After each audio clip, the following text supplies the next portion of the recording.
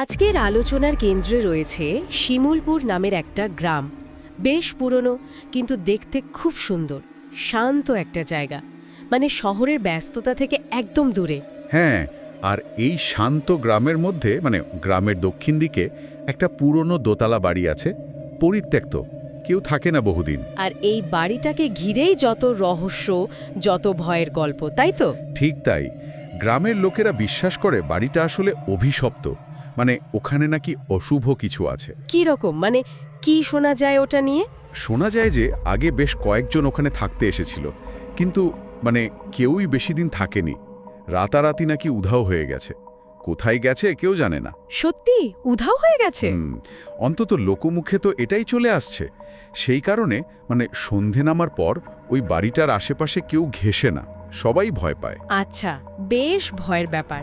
আর এই রকম একটা পটভূমিতেই আমাদের গল্পের যে প্রধান চরিত্র রোহান আর মীরা, তারা এসে পৌঁছয়।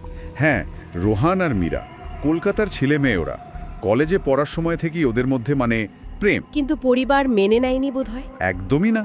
দুজনের পরিবার থেকেই আপত্তি ছিল, তাই ওরা শেষে পালিয়ে গিয়ে বিয়ে করে নেয়। আচ্ছা, তারপর শিমুলপুরে কেন এলো? রোহান তখন সবে ডাক্তারি পাশ করেছে। এমবিবিএস শেষ করে ভাবছিল যে কলকাতা ছেড়ে একটু দূরে কোথাও গিয়ে প্র্যাকটিস করবে আর নিজেদের মতো করে একটা নতুন জীবন গুছিয়ে নেবে। সেই জন্যই তাহলে শিমুলপুর আসা, একটু নিরিবিলিতে থাকার জন্য। হ্যাঁ, আর খরচও একটা ব্যাপার ছিল নিশ্চয়ই। কম খরচে থাকার মতো একটা জায়গা খুঁজছিল ওরা, আর খুঁজতে খুঁজতেই পেয়ে গেল ওই পরিত্যক্ত বাড়িটা। ওই অভিশপ্ত বাড়িটা। হ্যাঁ, বাড়িটা দেখেই ওদের পছন্দ হয়ে গেল। বেশ বড়সড়, পুরনো দিনের স্থাপত্য।